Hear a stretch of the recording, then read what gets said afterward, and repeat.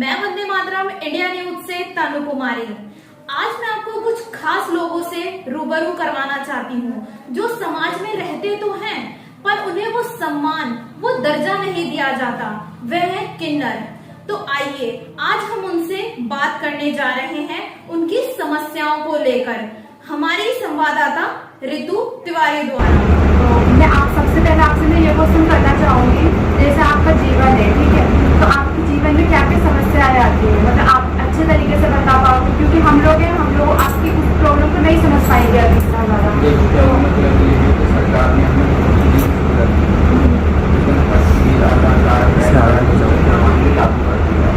मगर लागू सरकार ने कर दिया है, मगर समाज उस भावना से नहीं देखती।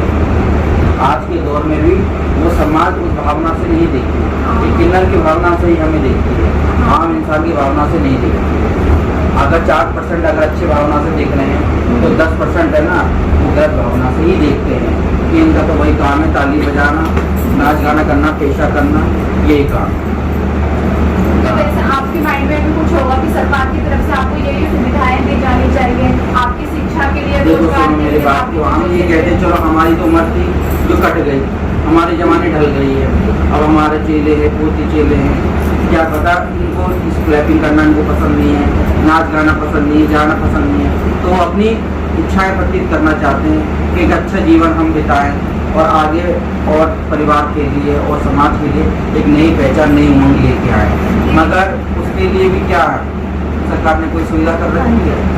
नहीं कर रही। मैं आपसे सिर्फ 2 या 3 क्वेश्चन आपको बताइएगा, क्या वो आपके सही है या गलत। नंबर 1, देखिए आप लोग हमें क्या चीज़ कॉमन नहीं है, क्योंकि ये है कि हम बच्चे पैदा कर सकते हैं, हम नहीं कर सकते। लेकिन मैं इस बात को कहती हूँ कि हम सिर्फ अपने ही बच्चे पैदा कर सकते हैं, जितनी परवरिश कर सकते हैं हम लोग। पर आपको भगवान ने एक इतना बड़ा तोहफा दिया है कि आप एक नहीं, पता नहीं 1000 बच्चों की परवरिश आप कर सकते हो।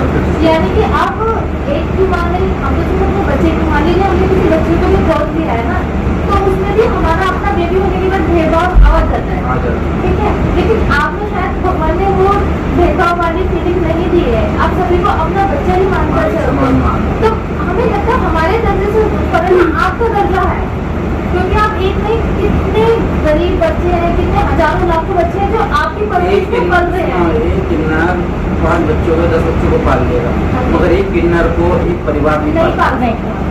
यही तो दीदी, तो एक बात बताइए, हमसे ज्यादा तो ऊपर आप लोग हुए ना, तो आप लोगों को सिक्योरिटी क्यों नहीं दी गई है? हम सरकार से यही कहना चाहते हैं कि जिस तरीके से आप लोग आगे बढ़ना चाहते हैं, जो बच्चे हैं आपके, जो शिष्य हैं, बच्चे हैं, उन लोगों का मन है पढ़ाई करने का, डॉक्टर बनने का, इंजीनियर बनने का, तो वो सारी चीजें गवर्नमेंट उनको क्यों नहीं देती है? पास कर एक तीसरा जेंडर जो पास हुआ था किन्नरों का, उसकी कई सुविधा दी, मगर आज तक उस किन्नर जेंडर को भी उस चीज़ को समझने के लिए एक चीज़ है, तीसरा जेंडर में पास कर दिया गया, मगर उस चीज़ को किन्नर एक्सेप्ट नहीं कर पा रहे क्योंकि हिचकिचा रहे हैं, क्योंकि सामने वाला वो सरकार ने तो पास कर दिया, मगर सामने वाले ने उस नज़र से नहीं देखा ना। वही भेदभाव वाली बात अभी तक है। हाँ, ये भेदभाव वाली बात जो है ना, वो खत्म करना चाहते हैं, ताकि खत्म होना तो ये रहे कि हाँ एक मजबूत देश बन जाएगा। देखिए हम लोग सिर्फ 5 बच्चे अपने पाल सकते हैं, आप 5 बच्चों को अच्छे से परवरिश भी देंगे, उनको आगे बढ़ने का भी, तो ये सोचिए हमारे देश के लिए कितनी तरक्की होगी, जिसमें आप सभी के हिसाब से हम लोग भी चलेंगे ना, तो बहुत अच्छे से देश का निर्माण होगा। पता नहीं एक आपने सुना होगा, एक इंदौर में पता नहीं कौन सी जगह है जहाँ पर एक किन्नर जज है, तो उन्होंने देश का कितना नाम रोशन किया।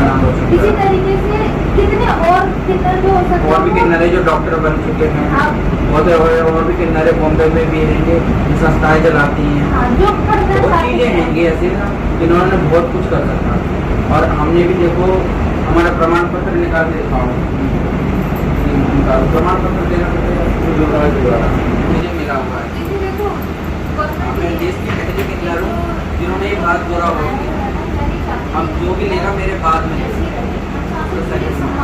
आपका दर्जा बहुत ऊंचा है, बहुत ऊंचा है, ठीक है, इतना ऊंचा है कि भगवान ने इसीलिए आप लोगों को मीडिया में मैंने स्पेशल कितनी बार बना इंटरव्यू दिया दिया, पहला इंटरव्यू नहीं मेरा, मीडिया में मैंने कई बार इंटरव्यू दी चुकी, मगर मीडिया में क्या है कि आज एक मीडिया वाले आए, उन्होंने इंटरव्यू ले लिया, आज वही मान और सम्मान है, 4 दिन बाद वो भी सब लोग भूल जाते हैं, फिर वही।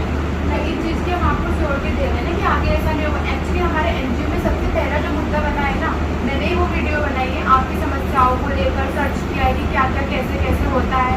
तो सबसे पहला मुद्दा आपको लेके आए, उसके बाद हमारे एनजीओ में आती है गर्ल्स और लेडीज वगैरह, जो उनके साथ बदतमीजी हो जाती है, छेड़छाड़ हो जाती है, उसके लिए एक जेंट्स इतनी सिक्योरिटी नहीं दे सकता एक लड़की की, मगर एक किन्नर दे सकता। हाँ फिर मैं ये बात हाँ। कैसे बोल रहा हूँ। एक जेंट्स 10 लड़कों से लड़ सकता, मगर एक किन्नर है ना 20 लड़कों से लड़ लेता।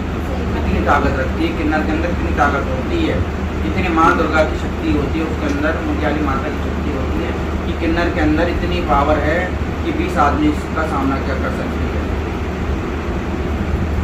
तो मेन बात यही है, जैसे आप किसी बच्चे को गोद ले रहे हो, ठीक है, आपको उसकी शिक्षा की टेंशन होती है, रोजगार को लेकर चिंता होती है, तो उस चीज़ का मुद्दा हम बनाना चाहते हैं, उस चीज़ तो जो आपकी आवाज़ है हम सरकार तक भी पहुंचाना चाहते हैं। तो आप उस चीज़ के लिए को क्या बोलना चाहोगे कि मतलब क्या क्या समस्याएं आपके सामने आती है, समस्या उसको ये है पढ़ाने कि में क्या अगर क्या हम किसी समस्या- बच्चे को अडॉप्ट करते हैं और अपना पालन पोषण करते हैं, अब उसको किसी स्कूल में डालते हैं तो वो कहते हैं कि फादर नहीं, बताओ फादर कहाँ से लाए, हम तो गुरु हैं, हमने तो बच्चा गोद लिया है। तो कई समस्या आती हैं, उस नेता से एप्लीकेशन लिखवा के लाओ, इससे लाओ, उससे लाओ, कई दिक्कतों का सामना करना पड़ा। अगर हमने फ्यूचर में भी अपने बच्चों को सोचा नहीं, बच्चों को मुझे पढ़ाना है, अपने चेलों को पढ़ाना है, तो उसके लिए भी उन्होंने सर्टिफिकेट पर क्या क्या मांगा। तो हाँ, और गवर्नमेंट की हर चीज़ें मांगी थी, जो प्रमाण पत्र ला के दो, जन्म तिथि का ला के, कहाँ से लाते थे, हम पे नहीं है। जब चीज़ नहीं है तो इसका मतलब हमें कोई सुविधा नहीं मिलेगी, हमें हॉस्पिटल में कोई सुविधा नहीं मिलेगी। हम हॉस्पिटल में जाए दवाई लेने के लिए लेके जाए तो कहने लगे अरे आपका तो कोई है नहीं बच्चा, लाओ क्या लाए, आधार कार्ड लाए। अब तो गवर्नमेंट ने आधार कार्ड ये अब लागू करे ना, ये सुविधा अब दिए हैं, मगर आज अगर वो सुविधा देने के बावजूद भी मतलब कोई सुविधा नहीं है। बस एक समाज के लिए पहचान बना दी कि हाँ किन्नरों के लिए ये है, मगर 80% किन्नर अब भी ऐसे हैं जो इस दिक्कतों से सामना कर रहे हैं।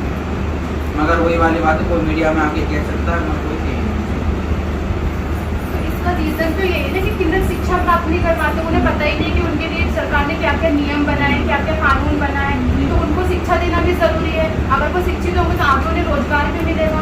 तो इस चीज के लिए आप क्या बोलना चाहोगे कि हाँ शिक्षित होने चाहिए किन्नर, किस हिसाब से होने चाहिए, कितने होने चाहिए, उन्हें शिक्षा देने में क्या क्या कठिनाइयाँ होती हैं, बताओगे आप? कहने का मतलब है देखो अब सरकार ने जो सुविधा हमें दी है, ठीक है ना, हम सोच रहे कि किन्नर को अगर हम स्कूल में भेजा तो किन्नर को किस में बैठाओगे, जेंट्स के पास बैठाओगे या लड़की के पास बैठाओगे? उस चीज के लिए भी उनमें आरक्षण होना चाहिए ना कि हम किस किन्नर चीज़ भी के लिए? जाएं। इन किन्नरों के लिए क्या स्कूल है? नहीं है ना। दीदी देखो हम ये चाहते हैं कि अगर आप किन्नरों के लिए स्कूल नहीं बनवा सकते तो उनको एक स्कूल में आरक्षण दीजिए, या तो आप बॉयज स्कूल में दीजिए या गर्ल्स स्कूल में दीजिए, उसमें भी कुछ सीटें दे दीजिए कि ये के लिए रिजर्व है, रिजर्व ठीक है, इनका एडमिशन एडमिशन होना चाहिए इनका, और स्कूल में भी होना चाहिए। वो पढ़ेंगे तभी तो आगे अपने बच्चों को विज्ञान देंगे। जो बच्चे जिनको आप लोग अडॉप्ट करते हो उनकी परवरिश भी आप लोग करेंगे तो उनके कुछ क्वेश्चन होते हैं बच्चों के, तो वो भी तो आप लोग दे पाओगे ना। देखो सुनो मेरी बात, आजकल के दौर में तो आपको भी पता है कि सरकार क्या कर रही है, सरकार कुछ नहीं कर रही है।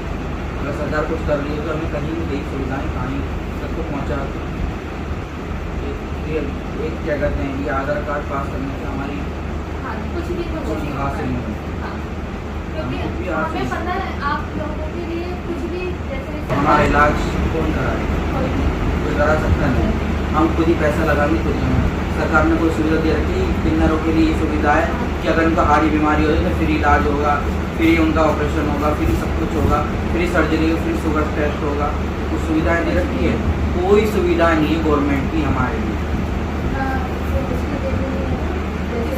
वगैरह निकलती है, हाँ, आरक्षण होता है, आरक्षण होगा किसी चीज़ के लिए भी, तो मैं तो कह रही हूँ। तो जैसे आपके सामने एक प्रॉब्लम और आती है कि जो बैंक द्वारा है आपको लोन भी दिया जाता है जल्दी। हाँ, ठीक है? बैंक में तो अगर हम आप जाते सबके लिए हैं, बैंक में बजाज फाइनेंस का लोगों का, प्राइवेट कंपनियों का कॉल आता है कि नेहा जी आपको लोन चाहिए। मैंने बोला हाँ जी मैं लोन लेना चाहती हूँ। तो अगर मैं बोलती हूँ तो वो कहते हैं आप कौन हो, मैंने बोला मैं किन्नर हूँ। तो कहते हैं अरे हम बाद में बात करेंगे, हम बताएंगे बाद में। तो उनका कभी कॉल नहीं आता। इस वजह से नहीं देते हैं। तो इस चीज के लिए हम आपके लिए आवाज उठाना चाहते हैं और जैसे आपकी लाइफ में समस्याएं आती रहती हैं, लोन नहीं मिलता है, पेंशन नहीं मिलती है, शिक्षा प्राप्त करने की आ जाती है, रोजगार की आ जाती है, उस चीज़ के लिए हम आवाज़ उठाना चाहते हैं। तो उसमें हमें आप सबके सहयोग की भी जरूरत है, क्योंकि अगर हम अकेले आवाज़ भी उठाते हैं, कुछ बोलते भी हैं, तो जब तक हमें आपका सहयोग नहीं मिलेगा, आप लोग भी नहीं आवाज़ उठाओगे, उसके लिए तो हम कैसे बोलेंगे सरकार के? नहीं कर सकते ना हम अकेले कुछ भी। तो उसमें हमें आपके सपोर्ट की जरूरत है। हमारी तरफ से पूरी सपोर्ट है, हमारे किन्नर समाज की तरफ से ही पूरी सपोर्ट है, क्योंकि हमारे किन्नरों के लिए कुछ भला होगा। नमस्कार, मैं ऋतु तिवारी, वंदे मातरम इंडिया न्यूज से। तो ये थी नेहा शर्मा जी, जो कि एक किन्नर है। इन्होंने अपनी समस्याओं के बारे में हमें बताया, हमसे बातचीत की। इन्होंने ये भी बताया कि जो इनके साथ भेदभाव किया जाता है, इनके जीवन में जो समस्याएं आती है, जो इनके साथ संघर्ष होता है अनेक प्रकार का, उसके लिए ये कैसे डील करती है, कैसे उस समस्याओं को हल करने की कोशिश करती है, और किन्नरों के सामने जो समस्याएं आती हैं उनके लिए क्या क्या कदम उठाती है। हालांकि ये भी एक किन्नर ही है, परंतु ये उन सब की बातों को समझती है जो भी लोग इनसे बोलना चाहते हैं, और किन्नरों की आगे की पढ़ाई के लिए, रोजगार को लेकर उनके लिए कदम भी उठाती हैं। हाँ, बिल्कुल मैं सहमत हूँ इस बात से, और मैं एग्री करती हूँ कि मैं किन्नर समाज की एक नई पहचान बनना चाहती हूँ, लोगों के दुख दूर करना चाहती हूँ। और कहीं लोग जो भी हैं किन्नर, कहीं भी हैं, हमारे समाज के जितने भी जुड़े हुए हैं, सब किन्नर हमारे बहुत अच्छे हैं और बहुत शुभ लायक हैं। जिस घर में भी जाते हैं, जहाँ भी जाते हैं, खुशियों की दुआएं लेके आते हैं। और मेरी आप लोगों से गुजारिश है कि किन्नरों को सपोर्ट करिए और आगे किन्नरों को बढ़ावा दीजिए। नमस्कार। आपने देखा होगा इनकी समस्याओं को लेकर हमने इनसे बात की, इन्हें कितनी समस्याओं का सामना करना पड़ता है, इनकी समस्याओं को कोई नहीं समझता। गुरुमां नेहा शर्मा जी ने कहा है कि अगर कोई बच्चा किन्नर पैदा होता है या उनकी कोई परवरिश नहीं करना चाहता है तो वो मुझे सौंप दे, मैं उसकी पूरी परवरिश अच्छे से करूंगी।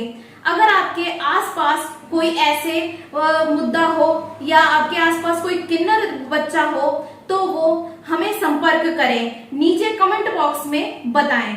धन्यवाद।